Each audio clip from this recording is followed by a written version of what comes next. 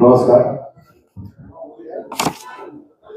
सर्व पत्रकार मित्रांचं या पत्रकार परिषदेमध्ये मनापासून स्वागत.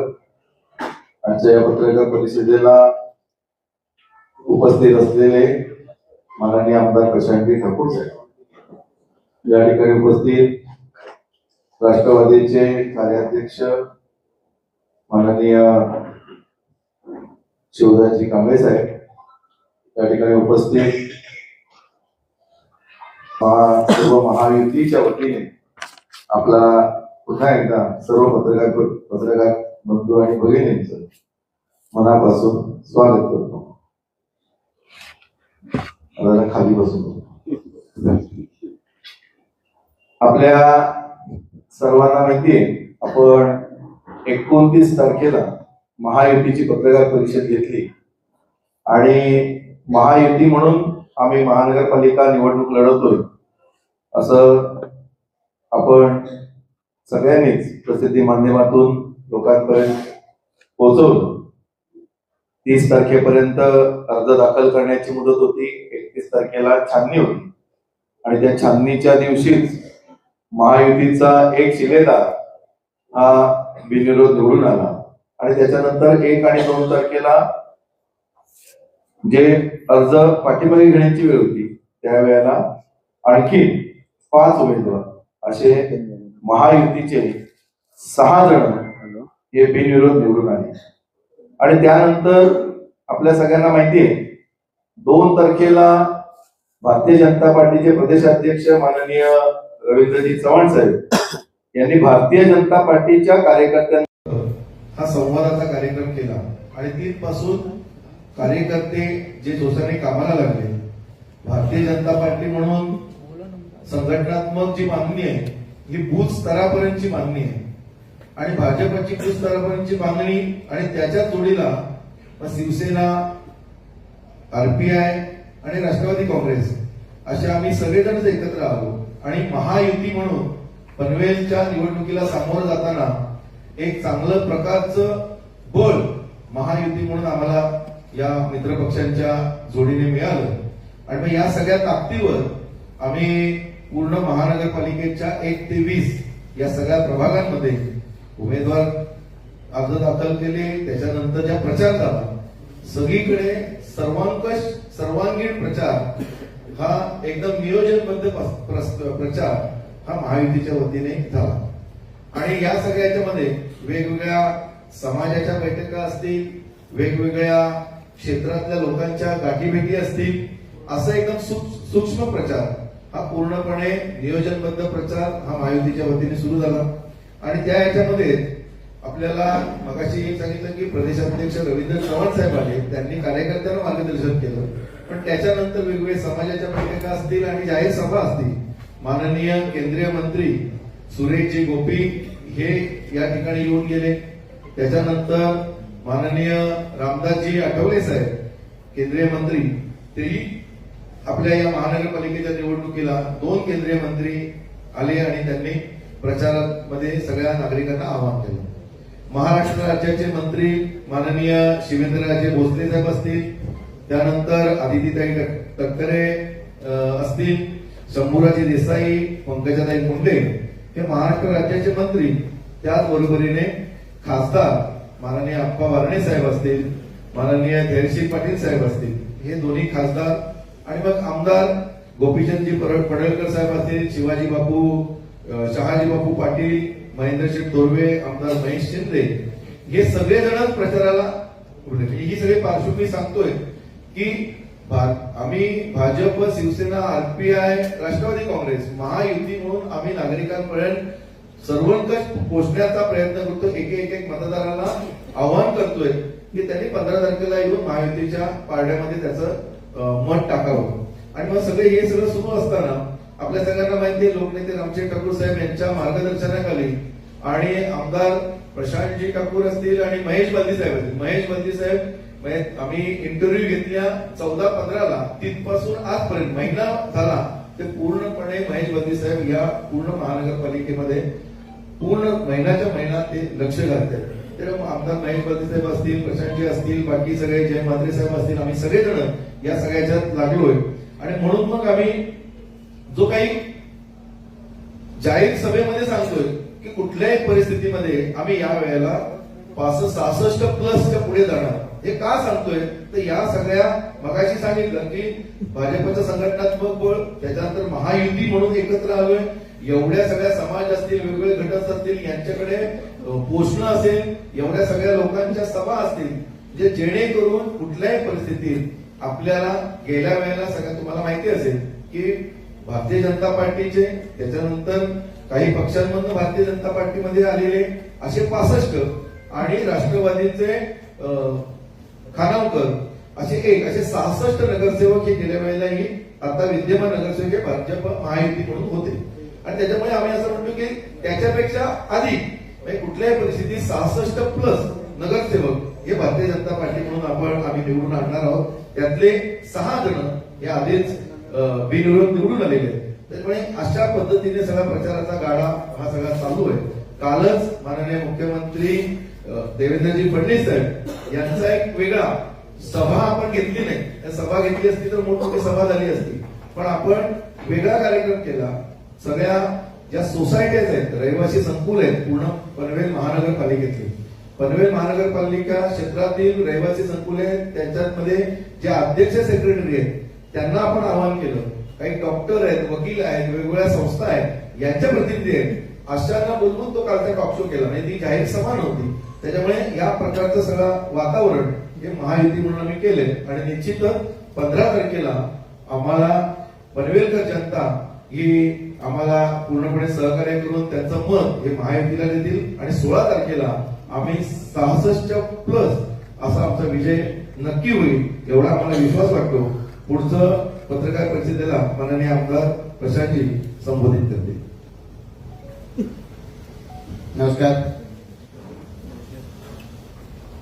सर्व उपस्थित मंचावरील आमचे सर्व सन्माननीय सहकारी, समोर उपस्थित असणारे सर्व पत्रकार, उपस्थित सर्वच या ठिकाणी विविध वृत्त म्हणजे आपण म्हणूया प्रिंट मीडियाचे सर्व संपादक प्रतिनिधी, उपस्थित असणारे सर्व डिजिटल मीडियाचे संपादक प्रतिनिधी, सोशल मीडियावरील सर्व संपादक प्रतिनिधी, उपस्थित सर्व पत्रकार सहकारी आणि या निवडणुकीमध्ये भाजप, शिवसेना, राष्ट्रवादी, आरपीआय यांच्या महायुतीच्या सर्व प्रचाराला योग्य पद्धतीनं लोकांपर्यंत पोहोचवण्यामध्ये आम्हाला ज्यांनी सहकार्य केले असे आपण सर्व सहकारी, उपस्थित सर्व भगिनी आणि सर्व उपस्थित बंधू, मी सगळ्यात आधी उशिराने ही पत्रकार परिषद सुरू झाली त्याबद्दल आपल्या सर्वांची दिलगिरी व्यक्त करतो. खरं तर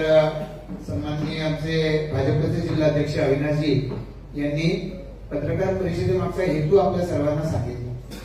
या सर्व प्रचारामध्ये माननीय भाजपचे प्रदेशाध्यक्ष रवींद्र चव्हाण साहेब यांच्या 2 जानेवारीच्या आमच्या सर्व कार्यकर्त्यांच्या संवाद मेळाव्यापासून जी सुरुवात झाली आणि काल माननीय मुख्यमंत्री यांच्या संवाद सभेपर्यंत हा आमचा प्रवास हा त्यांनी सांगितला. या सगळ्या कालावधीमध्ये माननीय पंतप्रधान नरेंद्र मोदी यांचं विजन म्हणजे सबका साथ सबका विकास हे त्याचं कायम सूत्र राहिलंय. आणि हे सगळं सबका प्रयास याच्या माध्यमातून हे आजवर शक्य झालंय हे माननीय पंतप्रधानांनी सांगितलेलं आहे. त्यामुळे संवादापासून संवादापर्यंत हा जो प्रचाराचा प्रवास आम्ही आपल्याला सांगितला त्याच्या पाठीमागे आपल्या सगळ्यांपर्यंत आम्ही कशा पद्धतीने पोहोचू शकलो हे आम्ही सांगतो. म्हणजे काल कामोठ्यामध्ये आमच्या वार्ड निहाय पोलिंग एजंटच्या सभा पार पडल्या. सोशल मीडियाच्या माध्यमातून निर्माण केलेल्या वॉर प्रचार पत्रक असतील, या सगळ्याच बाबतीमध्ये भारतीय जनता पार्टी, शिवसेना, राष्ट्रवादी, आरपीआय या आमच्या महायुतीनं सतत प्रचारामध्ये आघाडी घेतली. प्रचार करत असताना घराघरापर्यंत आम्ही गेलं पाहिजे याच्यावरती सगळ्यांचा आमचा विशेष आग्रह होता. प्रचार करत असताना आपल्याला कल्पना आहे प्रभाग क्रमांक 1 पासून 20 पर्यंत झाला. 1 आणि 2 प्रभाग आहेत. याच्यामध्ये ग्रामीण भाग जास्त प्रमाणात आहे. आणि 3 नंबर प्रभाग जो आहे, या 3 नंबर प्रभागामध्ये आता मोठ्या प्रमाणावरती नागरीकरण आता त्या ठिकाणी झालंय. इनफॅक्ट 3 नंबर प्रभाग जो आहे, संपूर्ण 20 वॉर्डामध्ये सगळ्यात जास्त मतदान म्हणजे 46,700 पेक्षा जास्त मतदान हे त्या एका प्रभागात आहे. आता या सगळ्या लोकांपर्यंत पोहोचायचं, मतदारापर्यंत, तर त्यासाठी कार्यकर्त्यांची चांगली टीम असावी लागते, कार्यकर्त्यांचं चांगलं नेटवर्क असावं लागतं, जे आमच्या सुदैवानं आमच्याकडे सातत्यानं राहिलेलं आहे. राज्याचे माननीय मुख्यमंत्री देवेंद्र फडणवीसजी, सन्माननीय उपमुख्यमंत्री एकनाथ शिंदे साहेब आणि अजितदादा पवार या सगळ्यांच्या बरोबरीनं काम करत असताना आम्ही माहितीचे कार्यकर्ते आहोत, सन्माननीय आठवले साहेबांचे आम्ही कार्यकर्ते आहोत. तर संवाद या विषयावरती आम्ही सतत भर ठेवला. आम्ही प्रचाराची पत्रकं घेऊन लोकांच्याकडे गेलो, त्यांच्याशी संवाद साधलाय आणि फक्त प्रचाराच्या निमित्तानं लोकांकडे गेलेलो नाही, आम्ही सातत्यानं मोदी सरकारची कामं लोकांपर्यंत घेऊन गेलोय, राज्य सरकारची कामं लोकांपर्यंत घेऊन गेलोय. त्यामुळे लोकांना आम्ही नवीन नव्हतो, लोक आम्हाला नवीन नव्हती.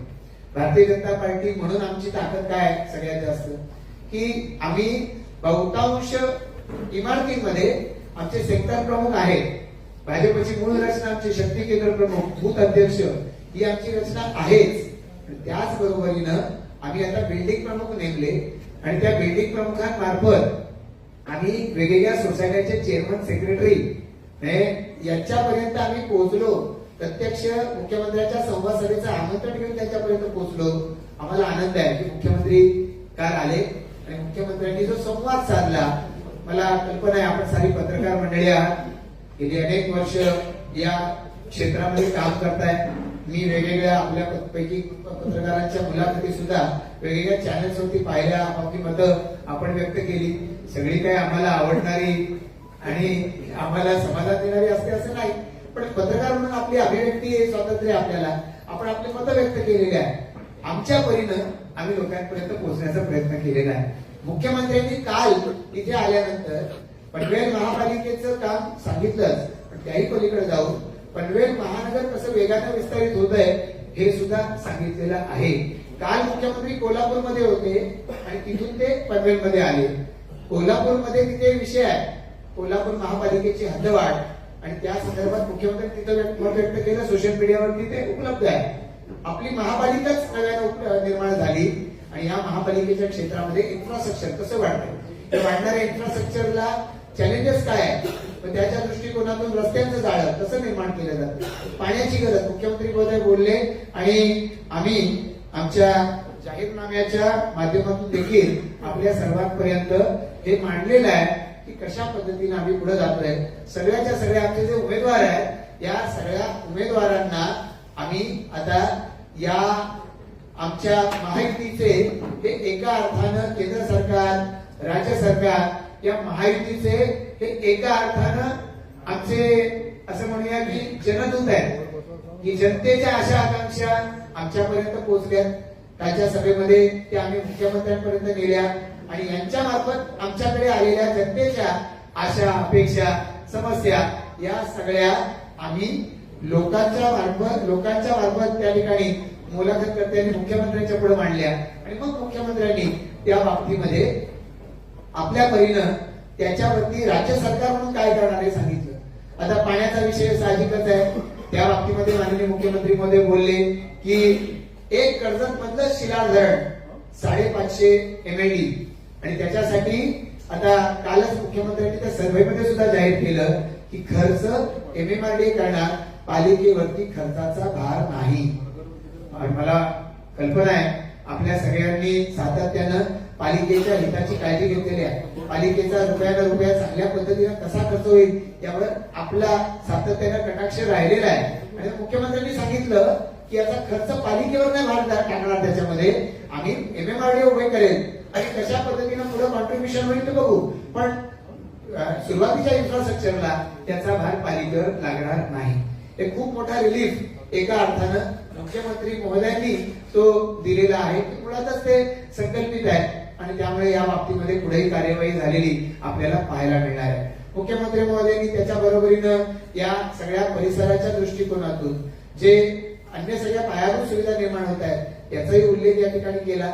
आणि या सगळ्यामुळे या परिसरामध्ये खूप मोठ्या प्रमाणात लोकसंख्या वाढेल, पाण्याची गरज त्यामुळे भागते, बाकीचं सगळं नेटवर्क आहे, यामुळे निश्चित आहे रोजगार वाढणार आहे. या परिसरामधल्या लोकांना या ठिकाणी हा रोजगार वाढणार आहे. मग नैना शहर असेल, तिसरी मुंबई जी होते त्या तिसऱ्या मुंबईच्या बाबतीमध्ये उल्लेख झाला.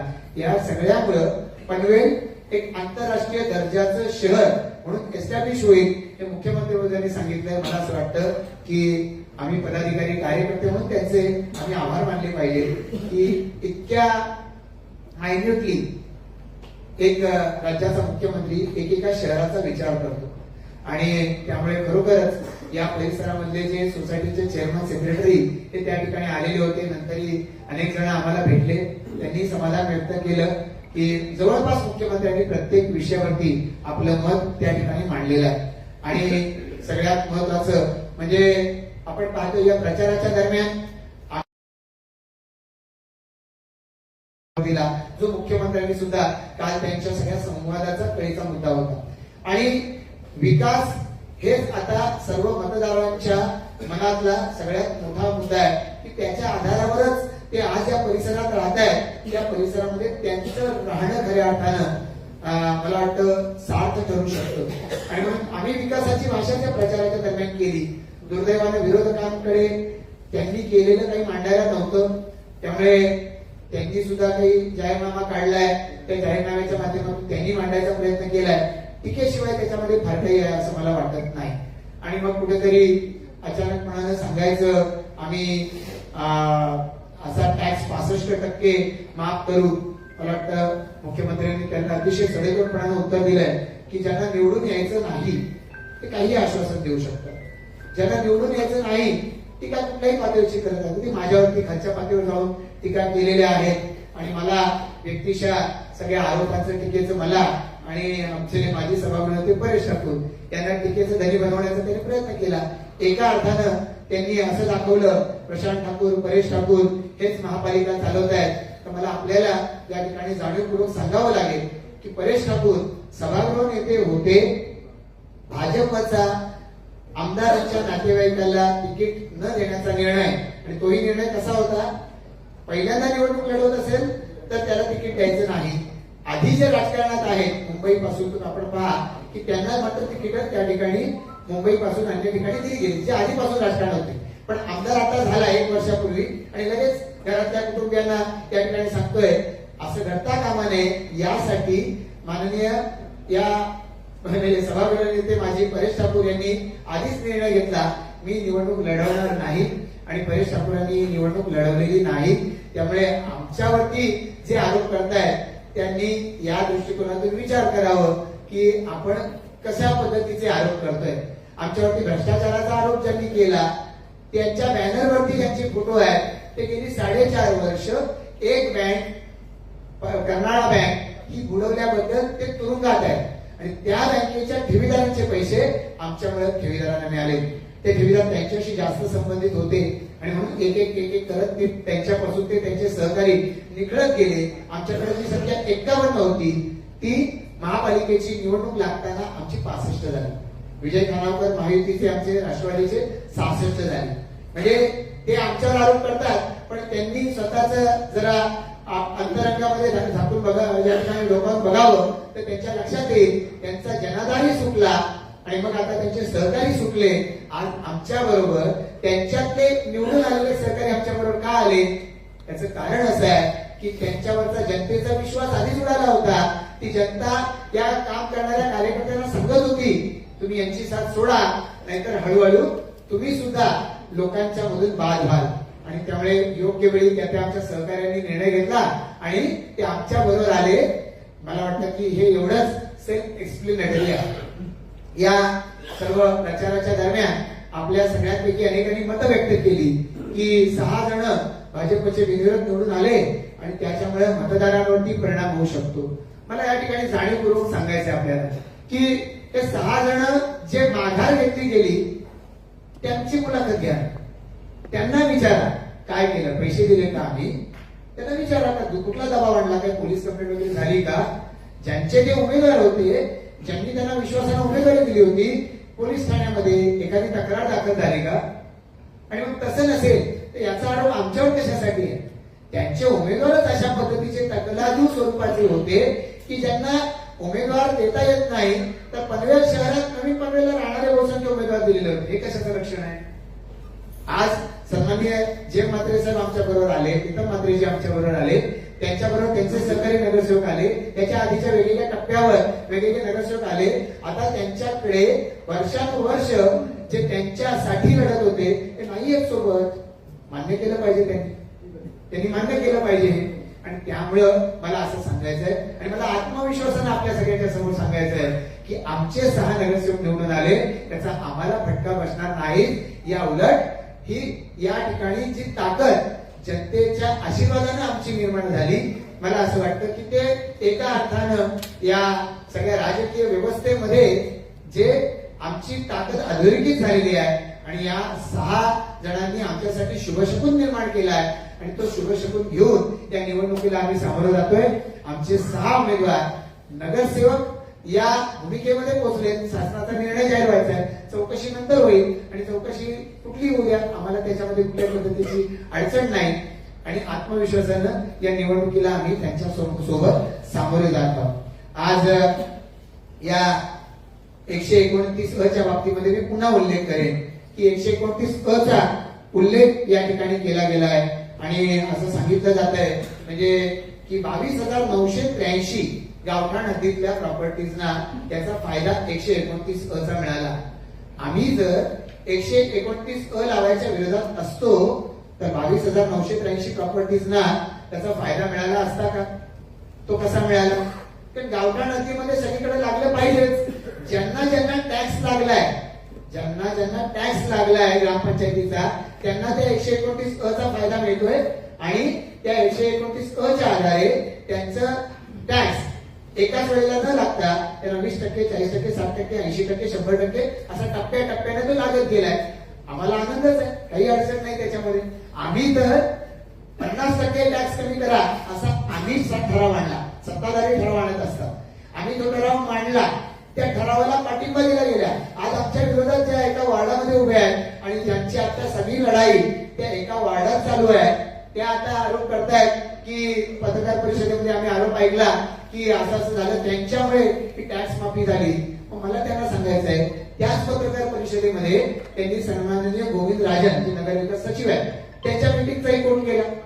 मग त्या मीटिंग मध्ये त्या ठिकाणी 129 अ लागू झाला पाहिजे या दृष्टिकोनातून त्यांनी त्यावेळेला सुतोवाच का नाही केलेला आहे, त्याचा आग्रह त्यांनी त्या बैठकीत का नाही झालेला आहे.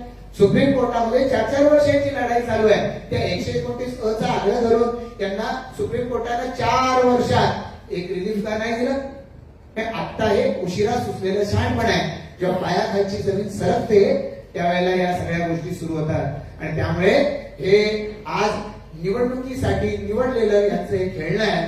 हा कुळकुळा ते 15-16 तारखेपर्यंत वाजवतील आणि त्यानंतर मग ईव्हीएम आणि बाकी सगळ्या गोष्टींच्या नावानं हे सगळे गळा काढणार आहे. आज आम्ही अशा निगेटिव्ह पब्लिसिटीच्या आधारे आणि असा कुठला तरी एखादा मुद्दा आणि मुख्यमंत्र्यांनी उत्तरच दिलं का की लोकांना जर सेवा सुविधा द्यायच्या तर लावावाच लागेल, वाजवी असला पाहिजे. आणि तो वाजवी असण्याच्या दृष्टिकोनातून सगळ्या पद्धतीच्या सूचनांचा आम्ही स्वीकार केलाय. आम्ही सुद्धा मागितलं की कोविडच्या 2 वर्षाच्या कालावधीसाठी एक 2 वर्षाचा कर माफ केला जावा, पण शासनाचं म्हणणं होतं की आपण राज्यात अशा पद्धतीची सवलत ना मुंबई ना पलीकडच्या बाजूला पुढे चंद्रपूर कुठेही अशी सवलत दिली नाही. 29 महापालिकाची निवडणूक आहे, 29 महापालिकाची निवडणूक सुरू आहे. आपल्यासारखे पत्रकार प्रत्येक ठिकाणी त्या ठिकाणी सत्ताधारी पक्षाला प्रश्न विचारू शकतात, पण त्यापेक्षा जास्त या कालावधीमध्ये जे व्याज दंड लागलेला होता, एकनाथ शिंदे साहेब त्यावेळेला मुख्यमंत्री होते त्यांनी आणि देवेंद्र फडणवीस साहेबांनी सांगितलं आणि आम्ही त्याची आता अंमलबजावणी केली. व्याज दंड हा 90% माफ केला गेलेला आहे आणि हा एक मोठा दिलासा नागरिकांना मिळालाय. नागरिकांना याची कल्पना आहे की फक्त करमुक्ती असं बोलून चालत नाही, सर्व्हिसेस पाहिजे तर त्यासाठी काही अंशी वाजवी दरात कर लागला पाहिजे आणि तो भरण्याचा लोकांनी त्यावेळी दाखवली आणि म्हणून 200 कोटीपेक्षा जास्त हा ठिकाणी कर हा गेल्या माफीच्या कालावधीमध्ये वसूल झालेला आहे. आज या सगळ्या मधून आम्ही आपल्या सर्वांपर्यंत हे जे संकल्प पत्र घेऊन आलोय ते संकल्पपत्र आम्ही प्रत्येक शहरामध्ये त्या ठिकाणी वाटलं. आणि जर या संकल्पपत्राची मागच्या बाजूची पानं आपण पाहाल तर नवीन पनवेल खंदा कॉलनी, कळंबोली, कामोठा, खारघर याची वेगळी पानं आहेत. आणि त्या शहरामध्ये आम्ही खारघरमध्ये खारघर वासियांसाठी अशा पद्धतीनं आम्ही नेमकं काय करणार हे त्या ठिकाणी सांगितलेलं आहे. आज या संकल्पपत्राच्या माध्यमातून पनवेलच्या विकासाचं हे शाश्वत असं संकल्पपत्र आम्ही आपल्या सर्वांपर्यंत आणलंय. 2017 साली आम्ही दशमान योजना आणली होती आणि या दशमान योजनेच्या माध्यमातून ज्या 10 वेगवेगळ्या सेक्टरमध्ये महापालिकेनं काम केलं पाहिजे हे आम्ही त्यावेळेला जाहीर केलं. त्याच्यातल्या बहुसंख्य गोष्टी आम्ही पूर्ण करू शकलो आणि आता पुढच्या टप्प्यामध्ये आम्ही हे काम आणखी पुढे घेऊन जाणार आहोत. ज्याचा उल्लेख मी मगाशी केला की सक्षम पाणी व्यवस्थापन, मी आपल्या पानावरती 3ऱ्या पानावरती आहे की सक्षम पाणी व्यवस्थापन याच्या माध्यमातून आता त्या शिला धरणाचं टेंडर निघालं, त्याची वर्क ऑर्डर झाली आणि आता त्या कामाला आम्ही म्हणतोय मे 2024 पासून त्याची सुरुवात होणार आहे. लँड ऍक्विजिशन रिलेटेड आणि बाकी या सगळ्या प्रक्रियेला वेग येईल. नावाशेवा टप्पा 3 जी आता करंजाडे, पनवेल, नवीन पनवेल, खंदा कॉलनी, कळंबोली या सगळ्या परिसराला पाणी पुरवठा करते आणि त्याचबरोबर महापालिकेच्या हद्दीत आलेल्या सगळ्या गावांना याच्यातूनच पाणी मिळणार आहे. ही योजना खरं तर त्याच्या मुदत ही जून 2026 आहे. आमचा प्रयत्न आहे की फेब्रुवारी अखेरपर्यंत पाईपलाईनचं काम आणि मग जे पंप हाऊस आणि जी अनुषंगिक कामं आहेत ही मे 2026 पर्यंत पूर्ण व्हावी, जेणेकरून या सगळ्यातून मिळणारं पाणी हे सगळ्या नागरिकांपर्यंत आम्हाला पोहोचवता येईल. या बरोबरीनं जसं सिडकोनं आता स्काळा सिस्टीम करायचं ठरवलंय, कारण आज तरी खारघर, कळंबोली, कामोठा, नवीन पनवेल, खांदा कॉलनी, तळोजा या आणि करंजाडा, उलवे, द्रोणागिरी या सगळ्या शहरांमध्ये सिडकोचा पाणी पुरवठा आहे. सिडकोच्या ताब्यात पाणी पुरवठा आहे. महापालिकेनं सगळ्या व्यवस्था हातात घेतल्या, पाणी पुरवठा घेतली नाही. कारण आम्ही सिडकोला सतत सांगत राहिलो की तुम्ही हे सगळं पूर्ण करून द्या, आम्ही ताब्यात घेऊ. हे सगळं पूर्ण करणं म्हणजे काय, हेटवणे धरणाचं काम आहे, हे पूर्ण करून द्या. याचबरोबरीनं खारघर, कळंबोली, कामोठा या ठिकाणी पाण्याची वितरण व्यवस्था आज तरी मॅन्युअल आहे. पंप हाऊस मध्ये कॉन्ट्रॅक्टर लोकांचा सुटकारा व्हावी, कारण लोकांचा आरोप राहतो की अमुक अमुक ठिकाणीच पाणी जास्त जातं, म्हणून त्या ठिकाणी ऑटोमायझेशनची टेंडर्स ही सिडकोच्या माध्यमातून काढायला सिडकोच्याकडे आम्ही सतत पाठपुरावा केला, त्यांना भाग पाडलं आणि त्याच्यातून तिथली ऑटोमायझेशनची कामं त्या ठिकाणी सुरू आहेत. या बरोबरीनं आता मोठ्या प्रमाणात लोकवस्ती वाढते, तशी त्या मोठ्या संकुलांमध्ये गार्डन पासून सगळ्याला पाणी जे जातं ते पिण्याचं पाणी लागू नये, पोटेबल वॉटर ज्याला आपण म्हणतो, म्हणून सांडपाण्याच्या वरती प्रक्रिया करणं हे सिडको आणि महापालिकेने केलं पाहिजे. आणि या माध्यमातून पाण्याचा पुनर्वापर करायचा, तर पुनर्वापर जे करतील त्यांना टॅक्स मध्ये रिबेट दिला पाहिजे, जे रेन वॉटर हार्वेस्टिंग करतील त्यांना टॅक्स मध्ये रिबेट दिला पाहिजे. यासाठी आम्ही महापालिकेच्या माध्यमातून हे काम पुढे चालू करणार आहोत. नंतरचा मुद्दा आहे दर्जेदार रस्ते, मजबूत पाया सुविधा. आपण पाहताय ठिकठिकाणी कॉन्क्रीटचे रस्ते बांधले जात आहेत.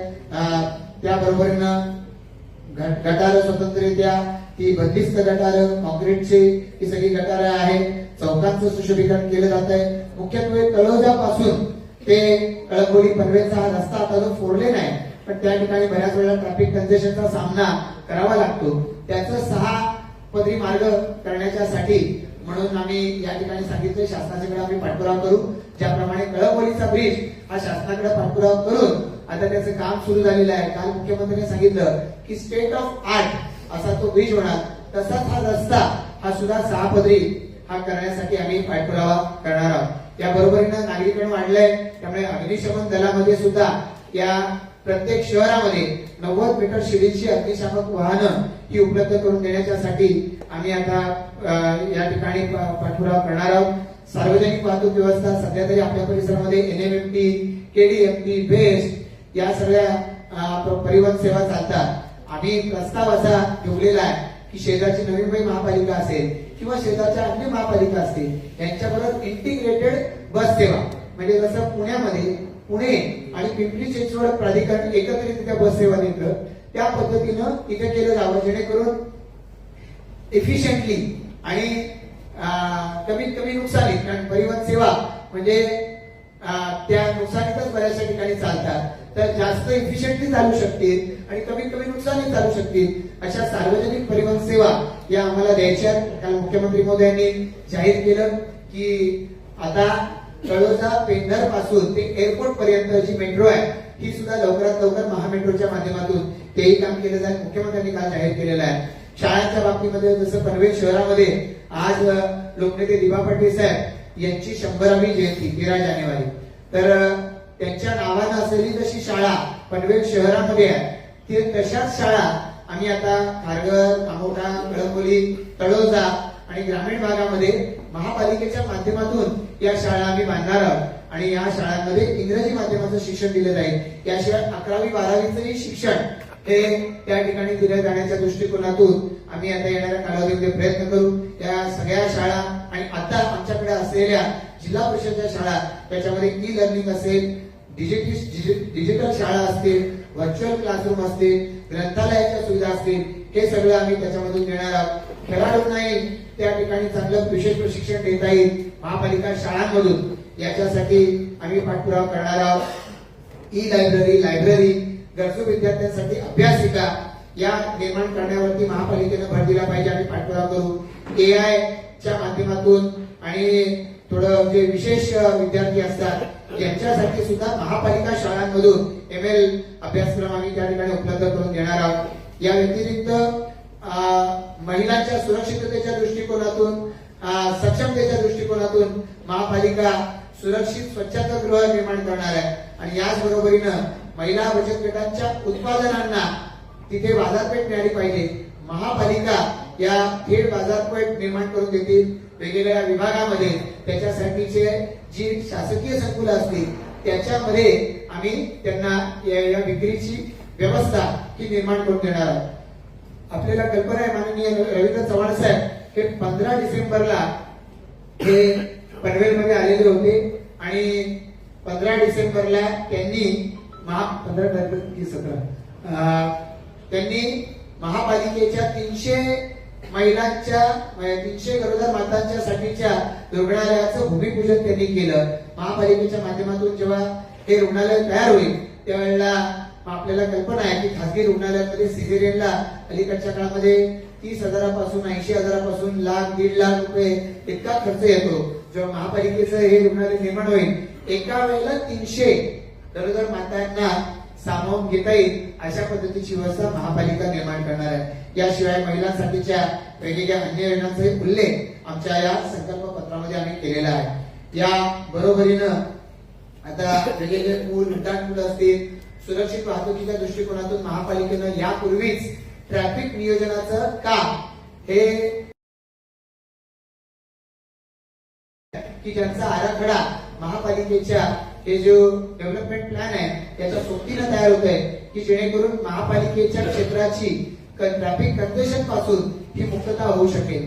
सक्षम अशा आरोग्य सेवेच्या दृष्टिकोनातून महापालिकेचे 26 दवाखाने हे आधीच कार्यरत आहेत आणि मला अभिमानानं सांगावंसं वाटतं संपूर्ण मुंबई महानगर क्षेत्रात मुंबई महापालिका सोडून आपल्याला दिलेल्या निकषांपेक्षा जास्त दवाखाने असलेली पनवेल महापालिका ही एकमेव महापालिका आहे की निकषापेक्षा जास्त हे दवाखाने आम्ही उपलब्ध केले. 2 फिरते दवाखाने ऑलरेडी एस्टॅब्लिश आहेत. या व्यतिरिक्त मल्टी स्पेशालिटी हॉस्पिटल ही सुद्धा आता अन्य शहरांची गरज बनली आहे. त्यामुळे पनवेल, खारघर, कळंबोली, तळोजा या ठिकाणी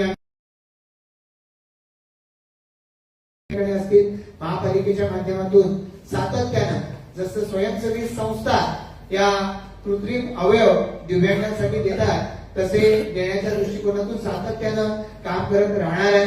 या व्यतिरिक्त जनऔषधी केंद्र हे उपलब्ध असले पाहिजे.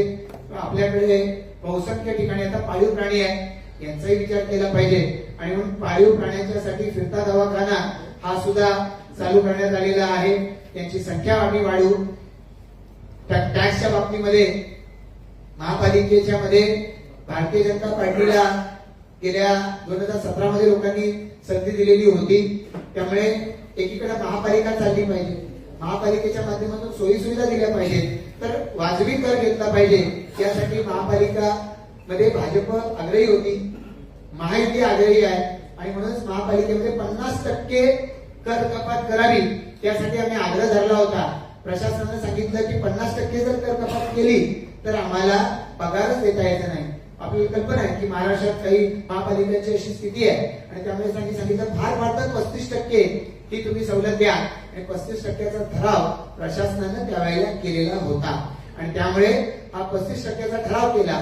मुंबई महानगर क्षेत्रातल्या सर्व महापालिकांच्या तुलनेत आमचा जो जनरल टॅक्सचा रेट आहे हा सगळ्यात कमी आहे. हे यापूर्वी देखील आम्ही सांगितलेलं आहे आणि तरी सुद्धा सांगतो की आता हा जो टॅक्स आहे की पुढच्या 5 वर्षामध्ये महापालिकेच्या मालमत्ता करामध्ये कुठलीही वाढ केली जाणार नाही. हे या संकल्प पत्राच्या माध्यमातून आम्ही आपल्याला आज या ठिकाणी उद्धृत करतो. या व्यतिरिक्त ज्या 30 वर्षापेक्षा जास्त जुन्या झालेल्या इमारती आहेत त्यांना इन्सेंटिव्ह एफएसआय देऊन त्यांच्या पुनर्विकासाला प्राधान्य द्यावं असं आमचं मत आहे. काल मुख्यमंत्री महोदयांनी सेल्फ रिडेव्हलपमेंट स्वयं पुनर्विकास याच्यावरती त्यांनी आपलं म्हणणं मांडलं. जसं मुंबईमध्ये सन्माननीय प्रवीण दरेकर साहेबांची समिती नेमलेली होती आणि तिथे हे सगळे पूर्णत्वाला जाते. आज आपण पाहतो की अनेक ठिकाणी महापालिका हद्दीमध्ये पुनर्विकासाला चालना मिळालेली आहे. अनेक ठिकाणी लोक हे अगदी नवख्या बिल्डरला त्यांचा पुनर्विकासाचा प्रकल्प देतात आणि वर्ष 2 वर्ष काहीच मिळत नाही आणि मग असे लोक पुन्हा दुसऱ्या माणसाकडे. मुख्यमंत्री महोदयांनी स्वयं पुनर्विकासाला चालना दिली आणि त्यांनी सांगितलं सिडको असू द्या किंवा या कुठल्याही निकषांचा बाधा येणार नाही असा स्वयं पुनर्विकास करता आला पाहिजे. याच्यावरती माननीय मुख्यमंत्री महोदयांचं विशेष कटाक्ष आहे. कारण मुंबईपासून सगळ्या ठिकाणी आपण पाहिलं आपलं घर विकायचं आणि मग पलीकडे जायचं. पूर्वी लोक अंबरनाथ पर्यंत गेली. आता रेल्वे झाल्यानंतर पनवेल आणि पनवेल सॅटेलाइट सिटी बनली. पनवेलच्या पुढे प्रत्येक गाव आता सॅटेलाइट गाव बनलं. त्याच्या भोवती वस्ती वाढायला लागली. ही सगळी मुंबईची आलेली लोक आहेत. मुख्यमंत्री मध्ये म्हणतात की मुंबईचा माणूस मुंबईत राहायला पाहिजे. या दृष्टिकोनातून 15 चाळीपासून त्यांनी वेगवेगळी उदाहरणं दिली की जाणीवपूर्वक मुंबईकरांचं पुनर्वसन तिथंच झालं पाहिजे यासाठी त्यांनी भर दिला. मला या ठिकाणी म्हणायचंय की आमचा पनवेलकर पनवेलच्या बाहेर जाता कामा नये. तो पनवेल पासून पलीकडे विसुंबा आणि पलीकडे लांब लांबच्या गावामध्ये जाता कामा नये. सन्मानानं तो इथंच राहायला पाहिजे आणि या दृष्टिकोनातून स्वयं पुनर्विकास हा पुढच्या काळासाठीचा आमचाही अजेंडा असेल आणि त्याच्यासाठी आम्ही त्याच्यावरती भर देणार आहोत. या व्यतिरिक्त प्रधानमंत्री आवास योजना, या प्रधानमंत्री आवास योजनेच्या माध्यमातून आता 6,615 एकूण झोपडीधारक आहेत. सिडकोच्या भूखंडावरती त्याच्यापैकी 3,918 झोपड्या आहेत. महापालिका महाराष्ट्र शासनाच्या जागेमध्ये 8 झोपड्या आहेत, झोपडपट्ट्या आहेत. त्याच्यामध्ये 2164 आहेत आणि खासगी भूखंडावरती 6 झोपडपट्ट्या आहेत. त्याच्यावरती फक्त 533 झोपडीधारक राहतात. या सगळ्या लोकांच्यासाठी प्रधानमंत्री आवास योजना टप्पा 1 याच्या अंतर्गत 867 घरं. याच्यामध्ये प्रधानमंत्री आवास योजना 1च्या दुसऱ्या टप्प्यामध्ये 1602 घरं. प्रधानमंत्री आवास योजनेच्या दुसरा टप्पा त्याच्या 2.0 याच्या अंतर्गत पहिला टप्पा याच्यामध्ये 2000 घरं ही प्रस्तावित केलेली आहेत. महापालिकेच्या माध्यमातून या सगळ्याचे टेंडर झाले किंवा त्याच्या बरोबरीनं त्याचे सगळे कन्सल्टंट नेमून त्याचे DPR हे तयार झालेले आहेत. त्याच्यावरती काम देखील पनवेलमध्ये सुरू झालेलं आहे आणि त्यामुळे मला असं वाटतं की आमच्या झोपडपट्टी वासियांच्या विकासासाठी आम्ही कटिबद्ध आहोत आणि त्यांच्या पुनर्विकासाला त्या ठिकाणी त्यांच्या स्वप्नातलं त्यांचं घर पूर्ण होण्यासाठी सुद्धा आम्ही पूर्णपणे पाठपुरावा करणार आहोत. या सगळ्या परिसरामध्ये राहणारा जो तरुण आहे या तरुणांच्यासाठी आणि सगळेच नागरिक आहेत त्यांचं स्वास्थ्य चांगलं राहावं त्याच्यासाठी ठिकठिकाणी जसं दिलीप वेंगसरकर क्रिकेट अकादमी आम्ही निर्माण केली. कळंबोलीला कुस्तीचं संकुल असेल, त्याचबरोबर पनवेल शहरामध्ये बॅडमिंटनचं संकुल आहे, त्याच कामोठा आहे, तळोजा आहे.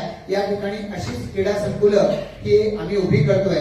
सिडकोनं बांधलेलं फिफाचं ग्राउंड आहे हे असेल किंवा सिडको मार्फत निर्माण केलेल्या सुविधा आहेत या सुद्धा सर्वसामान्य नागरिकांच्या वापरात आल्या पाहिजेत याच्यावरती आम्ही सातत्यानं भर दिलाय.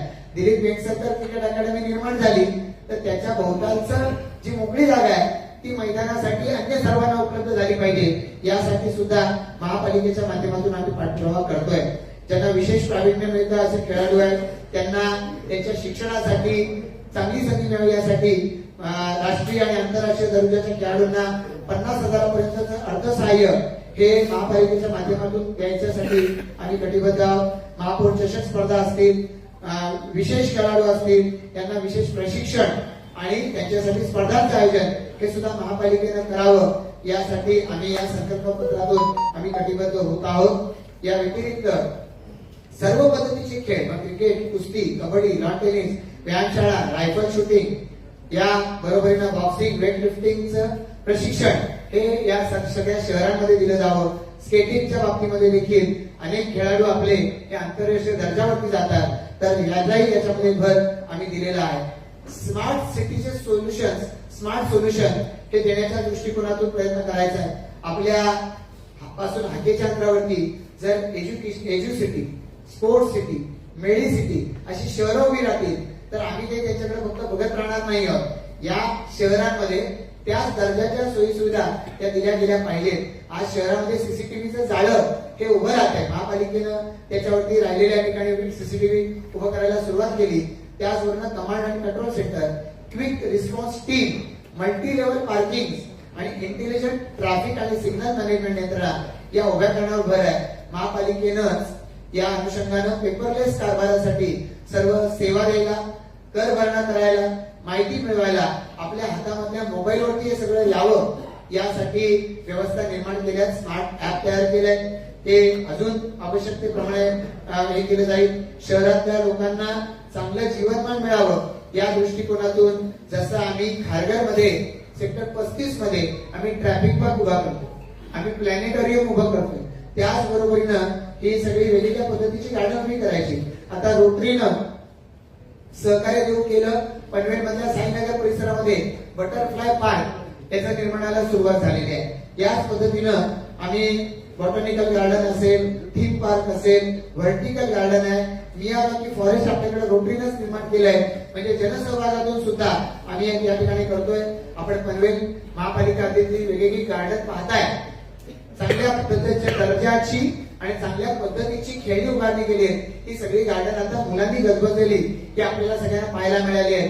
त्याच ठिकाणी ओपन जिम या उभ्या केल्या आहेत. ज्येष्ठ नागरिक त्या ठिकाणी व्यायाम करताना आपल्याला सकाळी संध्याकाळी पाहायला मिळत आहे. मला वाटतं की 8 वर्षापूर्वी निवडणुकीच्या आधीची स्थिती आणि आज या सगळ्या लोकांचं जीवनमान त्याच्यामध्ये बदल झालेला हा आपल्याला आपल्या अवतीभोवती हा निश्चितपणानं या ठिकाणी दिसतोय. आणि म्हणून याच अनुषंगानं सक्षम तरुण सक्षम शहर, हिरवं पनवेल निरोगी पनवेल, स्वच्छ पनवेल निरोगी पनवेल, ज्येष्ठांचा सन्मान करताना त्यांच्यासाठीच्या योजना, गावं आहेत. या गावांमध्ये आम्ही पिण्याच्या पाण्याचा प्रश्न कायमस्वरूपी सोडवण्याच्या दृष्टिकोनातून वाहिन्यांच्या कामाला सुरुवात झाली आहे. एकीकडं सोर्स मधून पाणी त्यांच्यापर्यंत पोहोचायला सुरुवात होती आहे. जे आम्ही शहरामध्ये देतोय तेच आम्हाला गावामध्ये द्यायचं आहे. आणि म्हणून आपण पाहताय पिसारगाचा तलाव हा युट्यूब वरती ट्रेंडिंग आहे. तसाच तलाव तळोजा गावात आहे, मुस्लिम बहुल वस्तीचं गाव आहे, पण अतिशय चांगला उपयोग त्या ठिकाणी होत आहे. पुरुषांपासून ज्येष्ठांपासून महिला सुद्धा स्वतःचं आरोग्य राखण्यासाठी आपल्याला त्या ठिकाणी त्याचा वापर करताना पाहायला मिळतील. आज याच बरोबरीनं गावांमध्ये करवली असेल, किरवली असेल, करवल्याला काम सुरू आहे, किरवलीला नियोजित आहे, असं वेगवेगळ्या ठिकाणी पुढच्या कालावधीमध्ये त्या त्या परिसरामध्ये त्यांच्या गावांनी राखलेले तलाव यांचं सुशोभीकरण झालं पाहिजे. यावर आम्ही येणाऱ्या कालावधीमध्ये भर देऊ. याचबरोबर समाज मंदिरं त्या ठिकाणी झाली पाहिजे. जिल्हा परिषदेच्या तिथल्या शाळा या माध्यमिक शाळांमध्ये बदल झाला पाहिजे. पार्किंगची सुविधा या गावांच्यासाठी, ग्रंथालय, अभ्यासिका, कारण गावामध्ये घरांमध्ये अभ्यास करता येतो सगळ्यांना असं नाही, त्यामुळे त्यांच्यासाठी अभ्यासिका या आम्ही निर्माण करणार आहोत. आरोग्य केंद्र बनलेली आहेत, ती चांगल्या पद्धतीने त्याचा उपयोग होतोय. लाखो ग्रामस्थांना या आरोग्य केंद्रांचा आज वापर होतोय. त्याची आकडेवारी मी आपल्याला या ठिकाणी वेळेच्या अभावी देणार नाही. प्रदूषणाच्या संदर्भामध्ये गाव असू द्या, शहर असू द्या, या ठिकाणी एक रेक्टिफिकेशनच्या साठी एक मोठा प्लॅन हा आखावा लागणार आहे. आणि या दृष्टिकोनातून ते पाण्याचं प्रदूषण असेल किंवा हवेचं प्रदूषण असेल, आज याचा सामना आपल्याला करावा लागतो. थंडीचे दिवस आहेत, तो 400च्या वरती कसा गेला, आणखी कसा गेला असं दाखवलेलं आहे. या संदर्भामध्ये मी असेल किंवा आमचे सर्व सहकारी हे आपापल्या पातळीवर प्रयत्न करतो. पण आम्ही प्रयत्न करू, महापालिका प्रयत्न करेल, महापालिकेनं याची जास्तीत जास्त ठिकाणी माहिती देणारी यंत्र बसवली आहे. माहिती एकदा लोकांपर्यंत गेली की लोक अजून जागरूक होतात आणि मग वेगवेगळ्या संस्था आहेत यामध्ये काम करणाऱ्या त्या संस्था यांच्या बरोबरीनं जे प्रदूषण नियंत्रण महामंडळ आहे यांना या कंपन्यांवरती अंकुश ठेवायला लावणं ही आमची जबाबदारी आहे. आता आम्ही इकडे सगळं आम्ही काय करणार सांगतोय, आमच्यावरती टीका करणारे हे या परिसरामध्ये राहतात. 6 वर्ष आमदार राहिले, त्यांच्या नावडा गावाच्या भोवती राहणारे कॉलनीवासी गावातली मंडळी ही प्रदूषणाची तक्रार करतात. त्यांनी या संदर्भामध्ये काय आवाज उठवला या बाबतीमध्ये माझ्याकडे तरी आज माहिती कुठल्याही पद्धतीची उपलब्ध नाही. पण आम्ही फक्त आरोप करणाऱ्यांपैकी नाही, कृतीवर विश्वास ठेवणारे आहोत आणि म्हणून कृती करून पुढे जायचं हा आमचा सातत्यानं आमचा निर्धार राहिलेला आहे. तलावांच्या विकासाच्या बाबतीमध्ये मी आपल्याला सांगितलं, कायदा सुव्यवस्था राखण्याच्या दृष्टिकोनातून सीसीटीव्हीच्या बाबतीत मी आपल्याला उल्लेख केला. नागरी सुविधा देण्याच्या बाबतीमध्ये महापालिकेनं ई गव्हर्नन्स वरती भर द्यावा. आम्ही यापूर्वी देखील पाठपुरावा केला. फुटपाथवरची अतिक्रमण हटवण्याच्या बाबतीमध्ये, अतिक्रमण मुक्त फुटपाथ राखण्याच्या बाबतीमध्ये आमचा सातत्यानं भर राहिला. मी तर विधानसभेमध्ये देखील महापालिका प्रशासन ज्या वेळेला कमकुवत पडताना दिसलं त्यावेळेला त्याच्यावरती मी विधानसभेमध्ये देखील या ठिकाणी आसूड उगारलेले आहेत.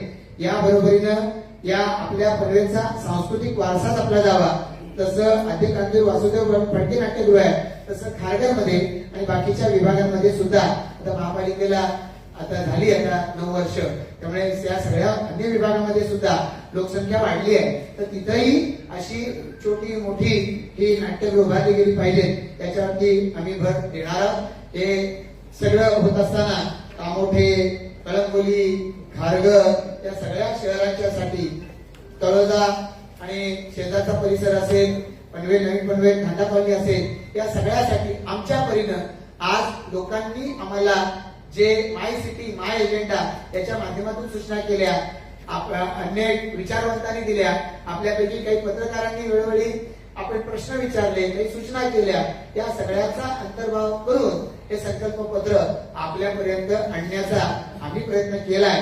जनतेपर्यंत नेण्याचा आमचे कार्यकर्ते प्रयत्न करतायत आणि कालही मुख्यमंत्र्यांच्या बैठकीला जे चेअरमन सेक्रेटरी आले त्यांनी त्याही वेळेला सूचना दिल्या. असं ही कुठली एक थांबणारी प्रोसिजर नाहीये, अनएंडिंग या ठिकाणी ती प्रोसेस आहे की ज्याच्यामध्ये सूचनांच्या आधारे आपण अधिकाधिक विकसित होत जातो आणि आपला संकल्पही बदलत जातो. मला असं वाटतं की 10 वर्षापूर्वी तुम्ही सगळेजण 1 जानेवारीला मी या वर्षी काय करेन हा संकल्प करत होता, त्याच्यामध्ये बराचसा आता बदल झाला असेल, काही नव्या गोष्टी वाढल्या असतील, काही आधीच्या गोष्टी थांबल्या असतील, ही सतत प्रक्रिया आहे. तसंच या महापालिकेचं आहे. महापालिका अजून 20 वर्षानंतर यानंतर काही सगळं झालं पूर्ण. मुंबई महापालिकेला 100 वर्ष झाली. बरेच महापालिकांनी महापालिका म्हणून यापेक्षा जास्त कालावधी गाठला. पण मला असं वाटलं की एक महापालिका या नात्यानं सगळ्यात तरुण महापालिकांपैकी एक अशी आपली ही पनवेल महापालिका, ही महापालिका विकासाच्या दिशेनं सतत प्रवाहित ठेवण्यात आम्हाला आजवर यश आलंय. माननीय मुख्यमंत्री महोदयांनी हे सुतोवाच केलं आणि याही पुढच्या कालावधीमध्ये या संकल्पपत्राच्या आधारे आम्हाला अधिक निर्धारानं पुढे जायचंय. या दृष्टिकोनातून आजवर जो प्रचार केला, या प्रचाराच्या माध्यमातून आम्हाला अधिकाधिक या ठिकाणी वेगानं पुढे जायचंय. या शहरांसाठी आम्ही जे संकल्प व्यक्त केले, आज खूप मोठ्या प्रमाणात आपण पाहिलं राज्यामध्ये मराठा समाजानं आरक्षणाच्या बाबतीमध्ये चळवळ उभी केली आणि त्यातून वेगवेगळ्या ठिकाणी या महापालिका अध्यक्ष आमचे जे सहकारी आहेत त्यांनी मागणी केली की छत्रपती शिवाजी महाराजांचा अश्वारूढ पुतळा हा कामोठे या ठिकाणी बसवला गेला पाहिजे आणि आम्ही कामोठ्यामध्ये छत्रपती शिवाजी महाराजांचा अश्वारूढ पुतळा कामोठ्यामध्ये प्रवेश करताना त्या ठिकाणी दिसला पाहिजे असं सांगितलंय. भारतरत्न डॉक्टर बाबासाहेब आंबेडकरांच्या नावाचे भवन हे कामोठ्यात, कळंबोलीमध्ये बनलेलं आहे, खारघरमध्ये ते बनतंय. या पद्धतीनं वसतिगृह ही रमाबाई आंबेडकरांच्या नावाचं वसतिगृह हे खंडा कॉलनीमध्ये बनतंय. अशी ठिकठिकाणी विद्यार्थ्यांच्या साठीची, उच्च शिक्षणासाठी विद्यार्थी येणार तर ती वसतिगृह सुद्धा या सगळ्या शहरांमध्ये बनण्याच्या दृष्टिकोनातून आम्ही या पुढच्या कालावधीमध्ये काम करणार आहोत. आम्हाला विश्वास आहे की जी कामं आम्ही आतापर्यंत केली, केंद्र सरकारचं भक्कम असं पाठबळ राज्य सरकारच्या साठी आहे आणि राज्य सरकारचं पाठबळ आम्हाला आहे. म्हणून काल मुख्यमंत्री आले, वेगवेगळे मंत्री, आमदार, खासदार आमचे हे या आमच्या सगळ्या प्रक्रियेमध्ये, विकासाच्या या सगळ्या प्रक्रियेमध्ये सतत सोबत राहिले. टॅक्सची शास्ती माफी करायची होती, खासदार साहेबांनी आग्रह धरला, त्यावेळेला एकनाथ शिंदे साहेबांच्याकडे आणि त्यावेळेला तो जोर धरला गेला. आदित्यताई परवा आलेल्या होत्या, त्यांनी आम्हाला सांगितलं की या महापालिका हद्दीमधल्या महाराष्ट्रात सगळ्यात जास्त महिला रिक्षा चालक या पनवेल महापालिकेच्या पुढच्या कालावधीमध्ये असतील. या सगळ्यांचं पाठबळ नसतं तर आम्ही हे काम करू शकलो नसतो आणि या सगळ्यांचं पाठबळ आहे म्हणून आम्ही हे जे संकल्प करतोय हे पुढच्या कालावधीत ते करू शकणार आहे. ज्यांना आमच्यावरती आरोप करायचे आहे, ज्यांना आमच्यावरती व्यक्तिगत स्वरूपाच्या टीका करायची आहे, त्यांना आम्ही शुभेच्छा देऊ, कारण ते त्यांचं काम उरलेलं आहे. आम्हाला मात्र लोकांसाठी काम करायचं आहे. आमची कटिबद्धता लोकांशी आहे आणि म्हणून हे संकल्पपत्र घेऊन आम्ही आपल्या मार्फत लोकांच्याकडे जाऊ इच्छितो. कार्यकर्त्यांमार्फत आम्ही लोकांकडे जातोय. तर या संकल्पपत्राला आणि त्याच्यातल्या आमच्या ठळक मुद्द्यांना आपण प्रसिद्धी द्यावी अशी मी आपल्याला विनंती करेन. आजवर झालेल्या प्रचाराच्या आधारे अध्यक्षांनी आमच्या व्यक्त केलं, आम्हाला आत्मविश्वास आहे की आम्ही 66च्या खाली तर नक्कीच जाणार नाही आणि आम्ही जो नियोजनबद्ध प्रचार केला त्याच्या आधारे सांगतो की याच्यापेक्षा जास्त राहू, कमी आम्ही राहणार नाही आणि त्यामुळे आम्हाला या निवडणुकीच्या माध्यमातून जनता कौल देईल हा आम्हाला विश्वास आहे. सर्वांना हा गर्व नाही, ही आमची वृथा समजूत नाही, हे आम्हाला पूर्णपणानं जमिनीवर पाय ठेवून आलेलं कार्यकर्त्यांमार्फत आकलन आहे आणि त्यामुळे या निवडणुकीमध्ये सर्वसामान्य जनता महायुतीच्या पाठीशी ठामपणानं राहील. आमच्या निशाण्या कमळ, धनुष्यबाण, घड्याळ या निवडून घेण्यासाठी जनता ही निश्चितपणानं तत्परतेनं मतदान केंद्रावरती जाईल हा विश्वास या ठिकाणी व्यक्त करतो आणि आपण सर्वजण तिथे आलेला आहात. आपल्या सगळ्यांचं, कारण आधी काही न बोलता थोडा उशीर झाला, आम्हा सर्वांच्या वतीनं मी आपलं आभार देखील व्यक्त करतो. धन्यवाद.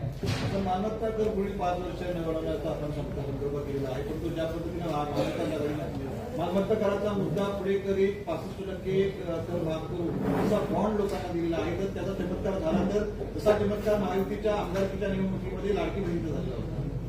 नाही, असं आहे की लोक सातत्यानं दक्षपणानं मतदान करत असतात. जे माईकवर बोलू.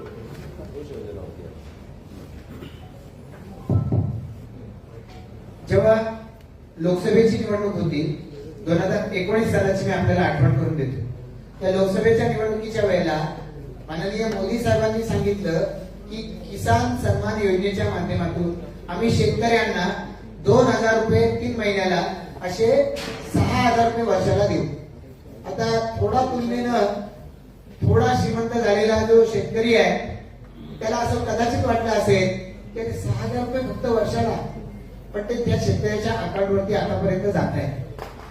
काँग्रेस पक्षाचे नेते राहुल गांधी यांनी 60,000 रुपये देऊ सांगितलं. किती?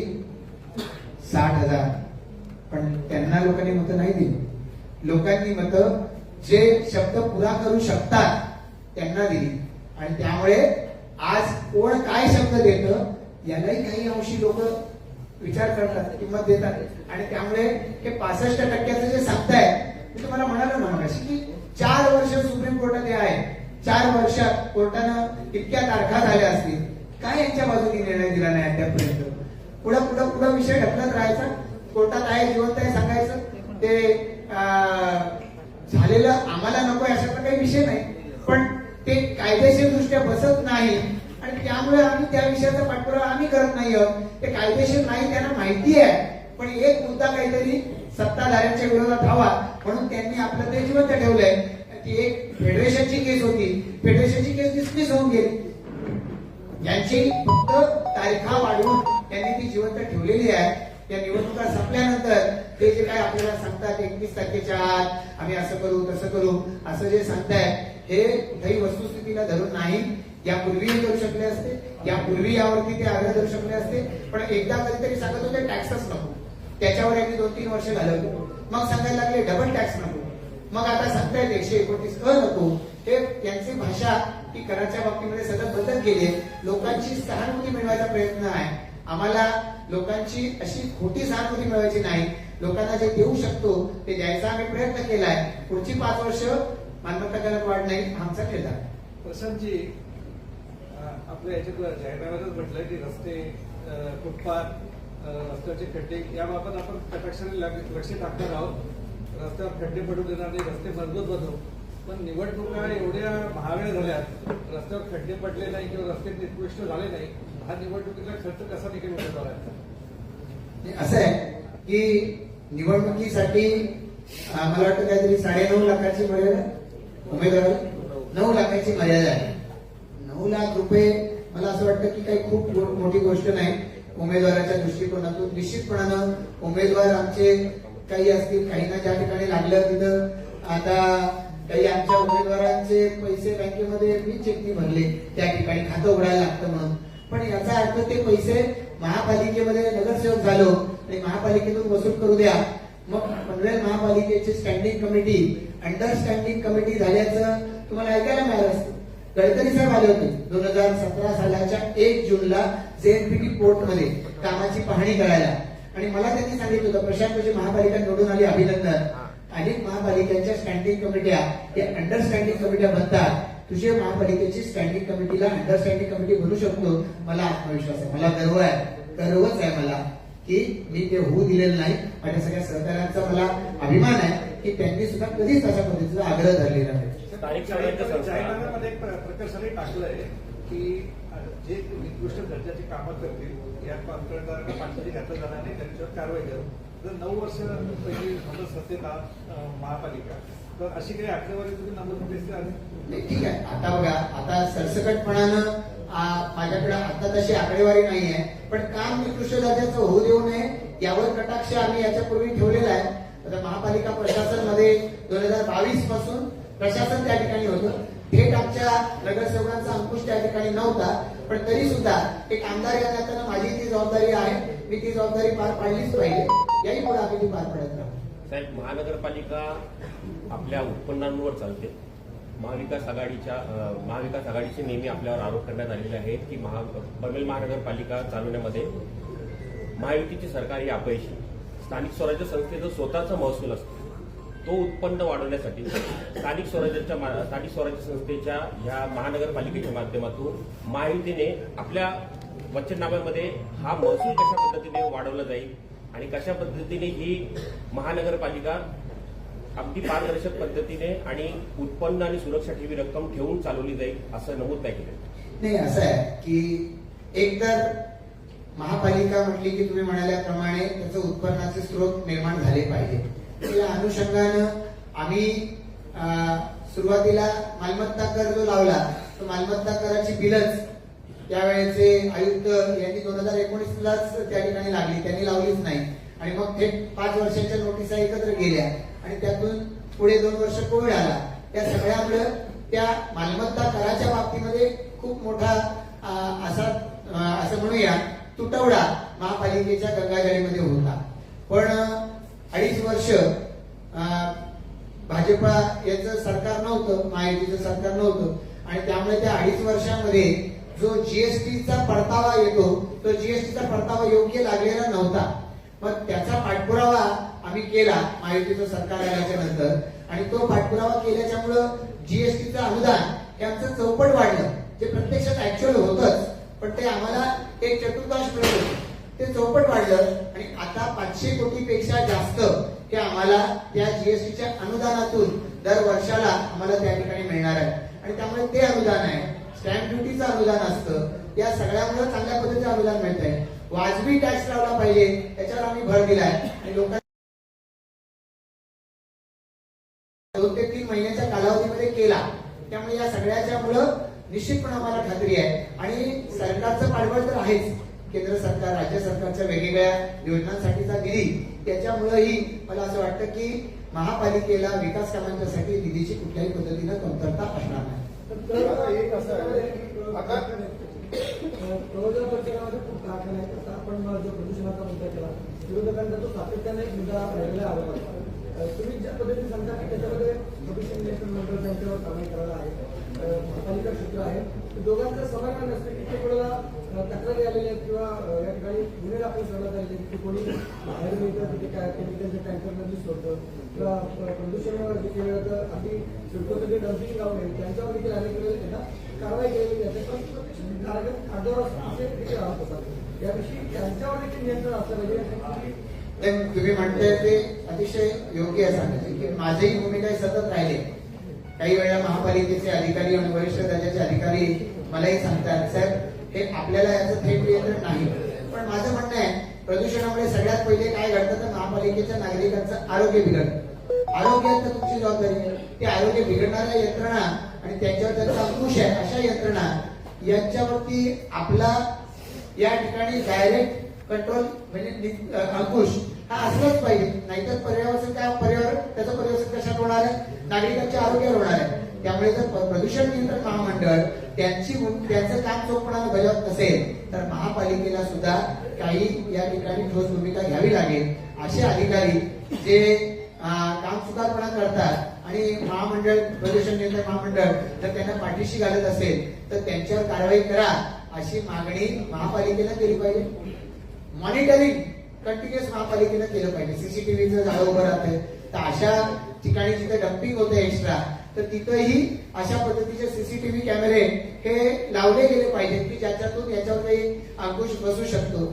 जर महापालिकेच्या हद्दीच्या बाहेर असं काही घडत असेल तर त्याही परिसरामध्ये जिल्हा परिषदेला सोबत घेऊन याच्यावरती कंट्रोल ठेवला पाहिजे. आपल्याकडे मला असं वाटतं की 800च्या आसपास एस्टॅब्लिशमेंट आहेत MIDC मध्ये.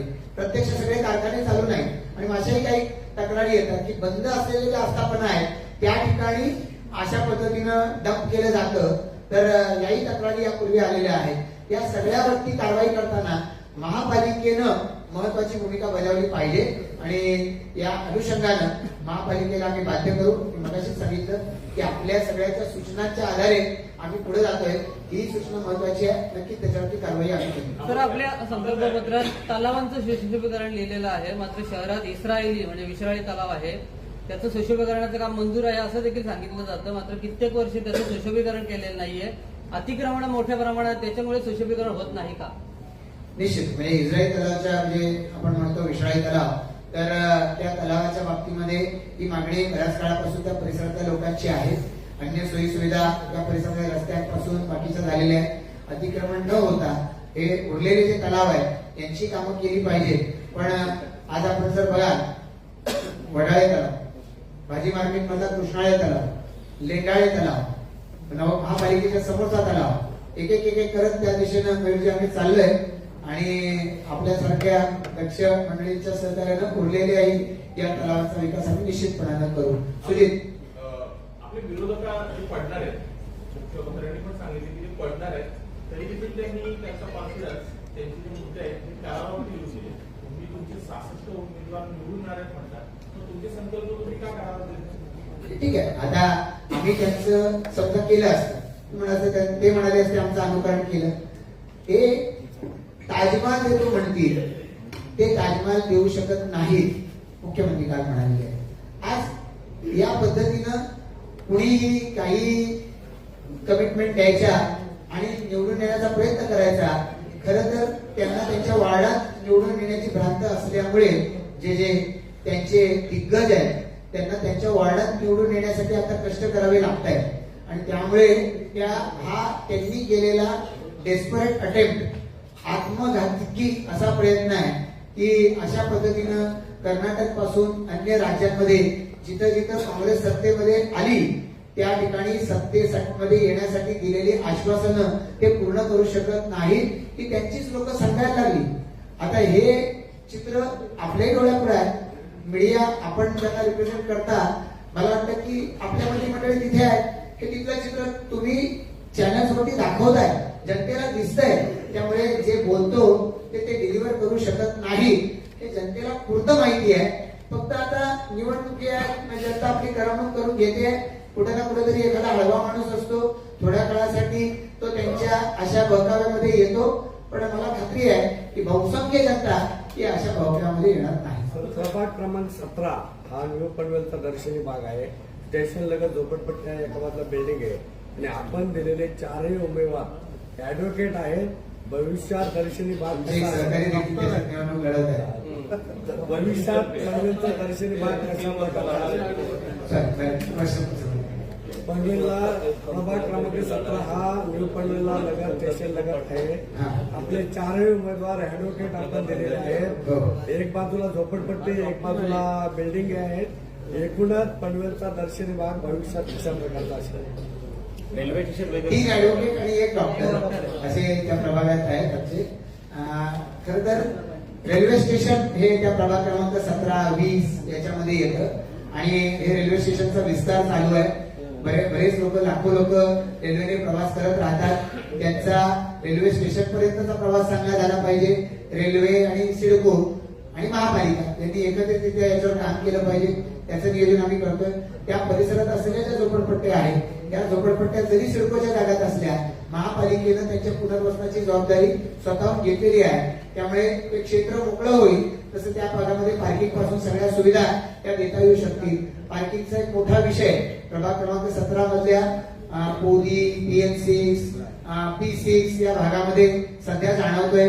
ते रस्त्यांवरती केलेल्या 2 व्हीलर्स आणि अन्य पार्किंगमुळे सध्या व्यापलेले आहे. लवकरात लवकर या परिसरामध्ये या सगळ्या सुविधा निर्माण करून त्या परिसराला ट्रॅफिक कंजेशन मुक्त करण्याचा हा आमचा मानस आहे आणि आम्ही नक्की ते करणार आहोत. तिकडे प्रशांत संकल्पपत्रामध्ये बरेचसे मुद्दे घेतलेले आहेत. अनेक वर्ष पनवेल बस स्थानक हे अजूनपर्यंत झालेलं आहे. ते खरं तर बस स्थानक हा एसटी डिपार्टमेंटचा विषय आहे. म्हणजे ते झालेलं नाही हे तर दुर्दैव आहे. पण एसटी डेपो याचं म्हणजे मी आमदार झाल्यापासून याचा फॉलोअप करतोय. सुरुवातीला BOT तत्वावरती बस स्थानक डेव्हलप करायची होती. मी त्यावेळेला भाजपमध्ये नव्हतो तेव्हा त्यापासून ते सुरू झालं.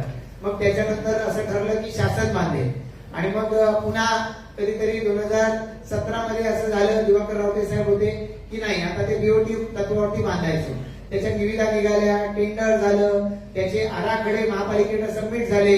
एअरपोर्टच्या कामामुळं त्या सगळ्यात हायटेड इमारती त्याचे आराखडे ते त्यामध्ये अडकले. त्याच्या आधी पर्यावरणासाठी अडकले, मग त्या हाईट रेस्ट्रिक्शन मुळे ते एअरपोर्ट अथॉरिटी ऑफ इंडियाकडे तो अडकला. 2 वर्ष या कामामध्ये गेली. जो कॉन्ट्रॅक्टर नेमला गेलाय, अभिप्रेत सगळ्या ठिकाणी असं असतं की त्या कॉन्ट्रॅक्टरनी त्याचा पाठपुरावा केला पाहिजे.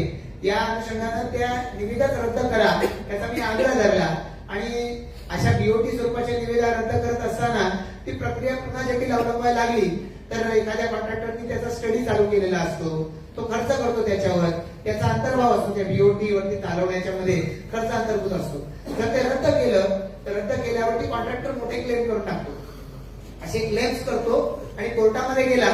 अनेक वेळा आपण काही महाराष्ट्रामध्ये टेंडर पाहिले असतील की त्याला स्थगिती दिली जाते. हे घडू नये याच्यासाठी म्हणून शासनानं त्याला संधी देत राहिली आणि त्याला संधी देत राहिल्यामुळे शेवटी आता चला त्याच्याकडून करून घ्यायचंय का, त्याच्याकडून करून घ्या, त्यांनी तरी वेगळं करावं अशा याच्यावर मी सुद्धा म्हणालो हरकत नाही, याला मान्यता द्या. आता विमानतळ पण झालं. जे रेस्ट्रिक्शन आपल्याला कल्पना आहे, आपल्या परिसरामध्ये बऱ्याचशा इमारतींच्या उंचीवरती रेस्ट्रिक्शन आलेली होती. आता त्या फनेलची उंची ही सुद्धा डिसाईड झाली, एअरपोर्टच सुरू झालं. त्यामुळे आता या सगळ्या जे थांबलेला विकास होता तो पूर्ण होऊ शकणार आहे. हे महापालिकेचा थेट याच्यावर अंतर्भाव नाही. महापालिकेनं जिथं परवानगी ऍज अ प्लॅनिंग अथॉरिटी म्हणून त्याचा विषय आहे ते क्लिअर झालंय. आता त्यांनी त्या कामाला वेग आणून ते लवकर पूर्ण केलं पाहिजे, याच्यावर आम्ही सुद्धा पाठपुरावा करू.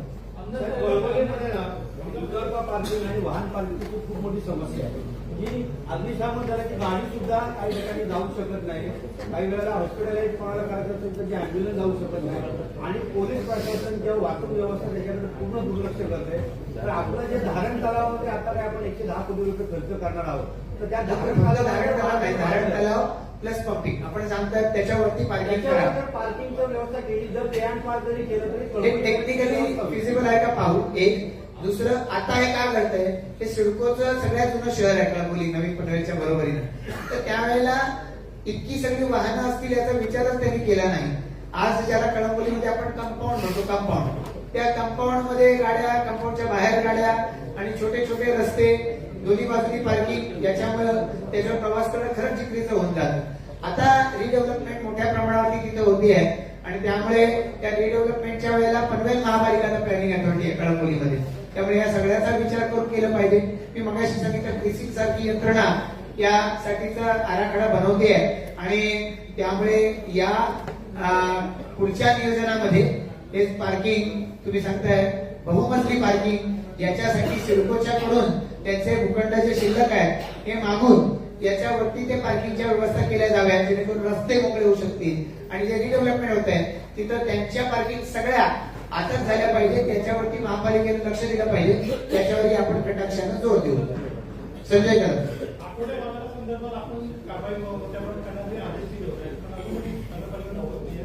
नाही, मला असं वाटतं की मी विशेषत्वानं या बाबतीमध्ये विधानसभेची आवाज उठवला, मी आयुक्तांच्या नाराजी व्यक्त केली. आता खरं तर असं आहे की मधल्या 2 वर्षामध्ये लोकप्रतिनिधी नसल्यामुळे याला जास्त प्रयोग फुटलेला आहे. आता लोकप्रतिनिधी असले तर लोकप्रतिनिधींचा अंकुश राहील, लोकप्रतिनिधींवरती लोकांचा दबाव राहील आणि त्यामुळे मला असं वाटतं की त्याच्यात आता पुढच्या कालावधीमध्ये सुधारणा दिसावी. त्याशिवाय महापालिकेमार्फत खारघर पासून, कळंबली पासून, ठिकठिकाणी, दामोद्यापासून ठिकठिकाणी आम्ही आता हे अशा पद्धतीचे बाजार बांधतोय, डेली बाजार, दैनिक बाजार, की ज्यामध्ये असे रस्त्यावर बसणारे त्यांना आम्ही तिथं स्थान देऊ, त्यांना परवाने असतील तर मला असं वाटतं की याच्यावरती कंट्रोल यावा. आणि तरी सुद्धा बांगलादेशी आणि अन्य या ठिकाणी जे दिसत आहेत यांना आपल्याला रस्त्यावरती बसून न देणं, कारण शेवटी रस्ते, फुटपाथ हे लोकांसाठी आहे, तर त्याचा वापर लोकांना करता यावा, त्यांना या शहरामध्ये सुविधा दिसाव्यात या दृष्टिकोनातून याच्यावर नियंत्रण आणणं ही खरंच गरज आहे. निश्चित करूया. मला असं वाटतं की विजय कडू साहेबांना काहीतरी सांगायचं. शेवटचा प्रश्न म्हणाले तुम्ही. शेवटचा प्रश्न. बरं, आता विजयराव तुमचा प्रश्न विचारा, पण आणखी मग 2 शेवटचे प्रश्न घेऊ आणि मग पुन्हा हे माझा चावा काही वाईट येणार आहे तर तो घेऊ आपण. म्हणूनच तुम्ही उभे राहिला. 3 महिन्यापूर्वी भाजपचे प्रीतम म्हात्रे यांचं ऑफिसचं कार्यालय उद्घाटन होतं. त्यावेळेला जिल्हाध्यक्ष म्हणाले होते का आम्ही सर्वे केला, सर्च केला आणि 66+ म्हणजे नितीन पाटलांबरोबर, बरोबर आहे ना, आम्ही तेव्हा 66+ म्हणून आमचे येतील असं आम्हाला म्हणे. आता त्याच्यानंतर नितीन पाटलांनी त्यांनी उल्लेख केला, ते विनिवडून निवडून आले, पण त्यावेळेला तो भाजपचा प्रोग्राम होता.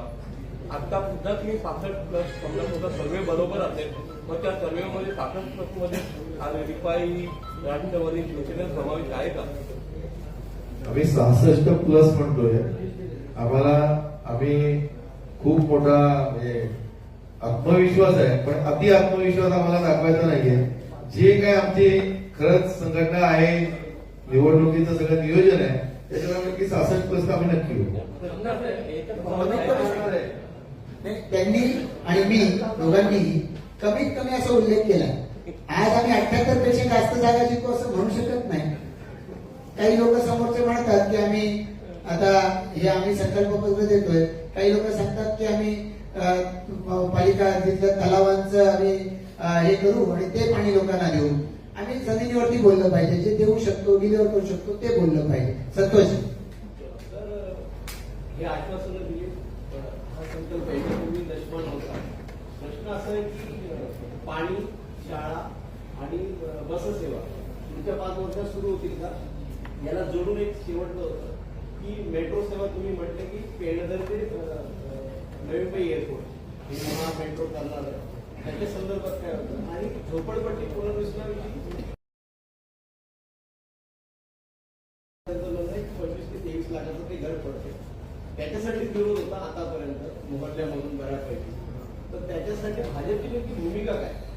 नाही, आम्ही एकतर तुम्ही विचारलं पाणी, शाळा आणि बससेवा, त्याच्यापैकी पाणी आणि बससेवा 5 वर्ष नाही, वर्षभरात. दुसरं, आपण शाळांच्या बद्दल बोलला, त्या इमारती इतक्या लगेच पूर्ण होणार नाहीत, म्हणून त्या इमारतीची कामं ही येणाऱ्या पुढच्या 6 महिने, वर्षभरात त्या ठिकाणच्या जिथे जिथे त्याचा प्लॉट आहे ती प्लॅनिंग अथॉरिटी असू शकते, मालक असू शकते, म्हणून त्याला काही कालावधी लागेल, पण 2 वर्षात नक्की चालवणार. आणि मग आपण घराच्या बाबतीमध्ये बोलताय, प्रधानमंत्री आवास योजना, याच्या बाबतीमध्ये कमीत कमी किमतीत ही घरं त्यांना दिली जावी. आता मोफत बोलायला आज केवळ आम्ही यासाठी धजावत नाही की आम्ही जे बोलू ते पूर्ण केलेलं आहे दशमान योजनेच्या माध्यमातून, आणि संकल्प पत्रातून जे बोलतोय ती आश्वासनं न बनता ती प्रत्यक्ष देता यावी म्हणून जे डिलिव्हर करू शकतो ते आम्ही बोलतोय. कमीत कमी दरामध्ये ती आम्ही देऊ, त्यासाठी आवश्यक ती कर्ज उपलब्ध करून देऊ. त्या बँका बुडणार नाहीत अशा बँकांची कर्ज देऊ, आणि जेणेकरून या लोकांचं स्वप्न पूर्ण होऊ शकेल. त्यांचं म्हणणं आहे की एसआरआय केलं तर आम्हाला कमी पैसे, आम्हाला कुठेही असा काही प्रतिष्ठा आम्हाला पणा लावलेली नाही की अमुकच योजना राबवू. जी योजना चांगली आहे, जर झोपडपट्टी पुनर्वसन एसआरए लागू करून फायदा होणार असेल तर ती राबवू. काही आम्हाला प्रधानमंत्री आवास योजना ही सरकारची, झोपडपट्टी पुनर्वसन दुसऱ्या सरकारची, त्यामुळे आम्हाला त्याच्यामध्ये कुठल्याही पद्धतीचा गिल्ट नाही. आज आम्ही मगाशी म्हणाले तसं की कुठली कर माफ झाला आम्हाला आनंदच होणार आहे, आम्हाला काही त्याच्यात काही दुःख नाही. लोकांच्या जे हित असतं ते केलंच पाहिजे. ते करत असताना जे जे शक्य आहे ते आम्ही बोलले, ते जे शक्य आहे ते आम्ही करून दाखवणार. शाळा हस्तांतरणाच्या बाबतीमध्ये जिल्हा परिषदेच्या यंत्रणेकडून त्याच्या शाळांची आवाजवी किंमत लावली गेली आहे सातत्यानं, आणि मधल्या कालावधीमध्ये आपण पाहताय या वेगवेगळ्या पद्धतीच्या आचारसंहिता सतत लागल्यामुळे त्याच्यावरती अंतिम मत झालेलं नाही. या पुढच्या 6 महिन्यात या शाळांचं हस्तांतरण आम्ही करून घेऊ. स्वतःची परिवहन सेवेसाठी काही प्राथमिक आपण सातत्य चालू केलेली आहे. या संदर्भामध्ये आम्ही सन्माननीय गणेश नाईक साहेबांना भेटलेलं. गणेश नाईक साहेबांनी पण आम्हाला सांगितलं की हा निर्णय त्या बॉडीचा असतो. या बाबतीमध्ये त्यांनी सांगितलं की बॉडी येऊ द्या, बॉडी आल्यानंतर बॉडीशी आपण चर्चा करू आणि मग नवी मुंबई महापालिकेच्या बाबतीतला निर्णय ते सांगू शकतील असं मला नाईक साहेब स्वतः म्हणालेले आहे. तरी सुद्धा म्हणजे जसं नवी मुंबई महापालिका म्हणतोय तसं शेजारी असलेल्या महापालिका यांच्याबरोबर इंटिग्रेशन करणं हे आमचं उद्दिष्ट असेल. शेवटचे काही प्रश्न देऊया. मला काय अडचण नाही, हे इकडं आवाज वाढत चाललं. साहेब वेळेकर आणि मग तुम्ही शेवटी पदाधिकारी नंतर पहिले साहेब वेळेकर.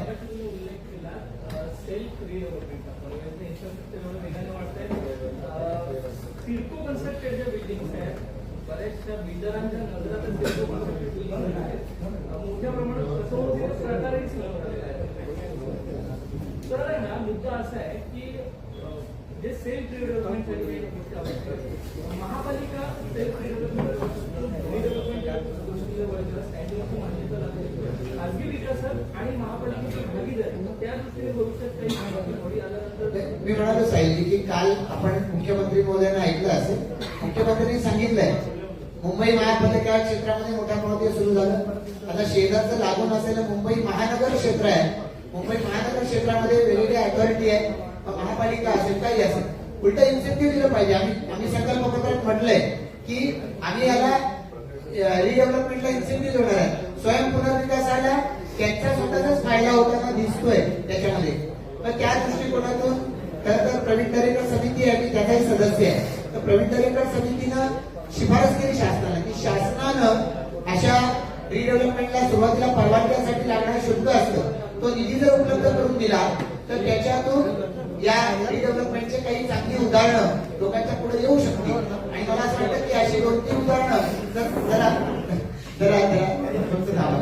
जे असे पुढे येणारे प्रकल्प असतील यांना शासनाच्याकडून मदत आम्ही मिळवून देऊ. मी स्वतः प्रवीण दरेकर समितीचा सदस्य आहे आणि मला प्रवीण दरेकर साहेबांनी आश्वस्त केलं तो 8-5 प्रकल्प त्यांना आपण पुढाकार घेऊ. मधल्या कालावधीमध्ये आम्ही विरूपाक्ष हॉलमध्ये याच्यासाठीचा मेळावा घेतला. प्रवीण दरेकर साहेब त्याला उपस्थित राहिले. मला असं वाटतं की आम्ही एक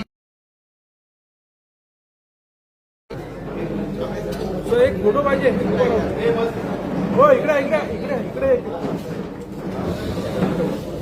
सगळ्यांचा सगळ्यांनी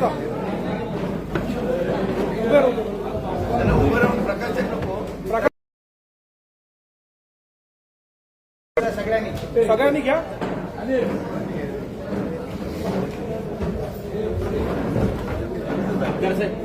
आमदारचे फोटो चांगले नाहीत.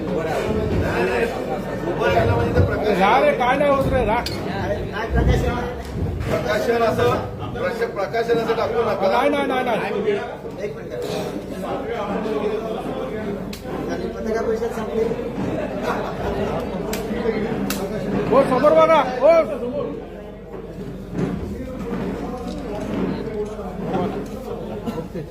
3 प्रश्न असं 3 वरदान.